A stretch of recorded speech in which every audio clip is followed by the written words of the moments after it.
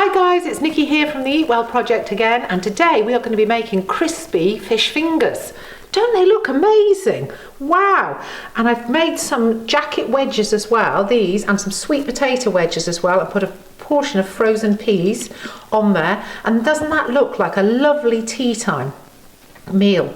Now the crispy codfish fingers, guys, I've got out of the I Can cookbook, but please don't worry if you haven't got that book, guys. We are going to go through it all.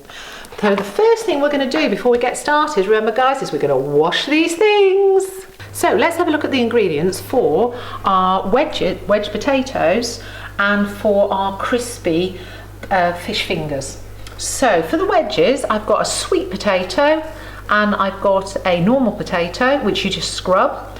And then for my crispy fish fingers, I've got one egg, which we're going to beat. We've got one slice of day-old bread. I'd let it just dry out a little bit. You can grate it, but I've just put it through the whizzer because you need it fairly fine, guys. I've got 2 tablespoons of polenta. Now don't worry if you haven't got this, it just makes it crispier. You don't need it, so don't worry too much about it. It's very good, that is, for people who are celiacs as well. Just a little bit of information there. You need 3 tablespoons there of plain flour. If you've only got self-raising, don't worry, use self-raising. You need a pinch of paprika, or if you like a little bit more spice, you might want to put a bit more. You want a pinch of pepper. I've got white pepper there, but if you've only got black pepper, that's absolutely fine. We're going to use half a lemon, and we're going to use some white. I've got 250 grams there of cod. Doesn't matter what sort of white fish you've got. If you've got pollock, if you've got haddock, whatever you've got is absolutely fine.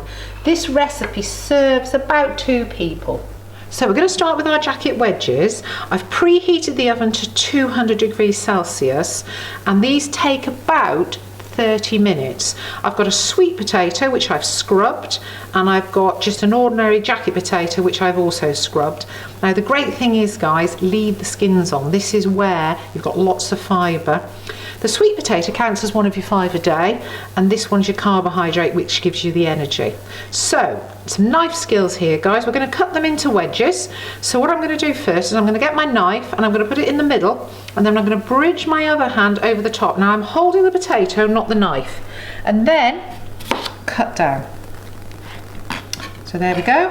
And then I'm going to make these into wedges. So I suggest we do another bridge, cut down, and then you could leave it like that, but I think it's a little bit big. So holding it at a slight angle, putting my knife in first, and then holding it at a slight angle if you're able to, go down. So you get a wedge like so. Again, so put your knife in, and then, oh look, it's quite, if you can't do that, just try and cut it at the angle like that. It's not quite so good, but if you're not happy, don't do it. Now the sweet potato is a lot harder, so you may have to get an adult to help you here. So it rocks around, so what you want to do is firmly hold it, and it really is tough, guys. So down that goes. Now this one, I'm just going to cut at an angle. So using my claw this time, I'm going to cut that one like that, and then this time I'm going to use my bridge, and I'm going to go at an angle on that one. So can you see? I've got 3 bits like that. And then you can either have spray some fry light, or I would say you don't need an awful lot of oil. I've got sunflower oil here, and I've got a ½ tablespoon measure. So I'm going to use no more than ½ tablespoon. Pop it in, put it round, and I'm going to use a little bit of salt, not too much, just a little pinch. And then I like black pepper, so I'm going to put a few pinches of black pepper. Now this is where you could be really creative, guys, and you could add some little bit of curry powder, you could add some chili powder, or you could even add some paprika, whichever you fancy.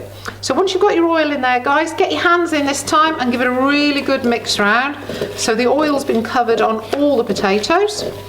And you should have got yourself out, and I should have told you this, guys, get yourself a baking tray like so. And then just arrange them. What you don't want to do is you don't want them on top of one another. You want them separate so they get nice and crispy. And then you put them in your preheated oven, as I said, for 200 degrees. Keep an eye on them. They'll take about 20 to 30 minutes tops. So crispy fish fingers, what I've done first, I've got a piece of parchment paper on a baking sheet. If you've got no parchment paper, it's not a problem, guys.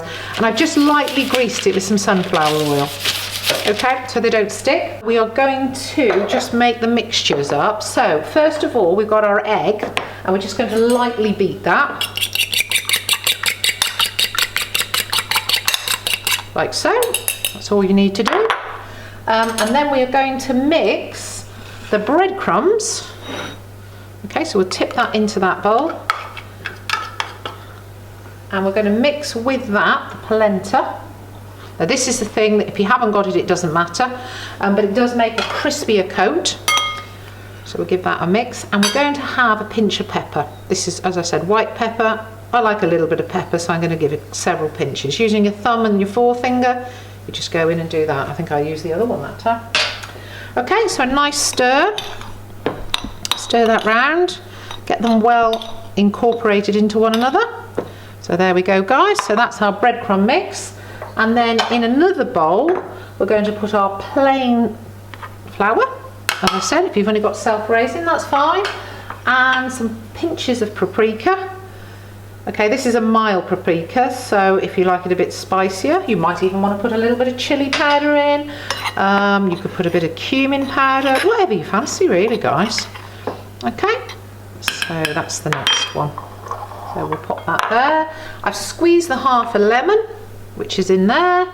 And now we're going to cut our fish fingers up. So, now it says about 3 centimetres. What you do want to make sure is you keep them similar size. Now if you want them in nuggets, you can do nuggets. We're going to make fish fingers this time, so I'm going to make those into 3 even portions, or thereabouts. I'm going to try. It's got to be skinless and boneless if you can, because you don't want bones or skin in your fish fingers. So there we are. 1, 2, 3. The secret is to get everything in order, get everything ready, because it gets really messy, but obviously that's great fun, guys. Now these go in at the same temperature as the jackets, so once they're ready you can pop them in with your jacket wedges, which is 200 fan. Right, so here we go. We're going to roll them in the lemon juice first, like so, and just drip it off a bit, and then they go into the flour first. So get your hands in there, roll it in the flour. Okay, give it a good coating, guys, then give it a little bit of a shake. Okay, and then it goes into the egg, because the flour is like the glue. So then you roll it in the egg. So the egg should stick to the flour.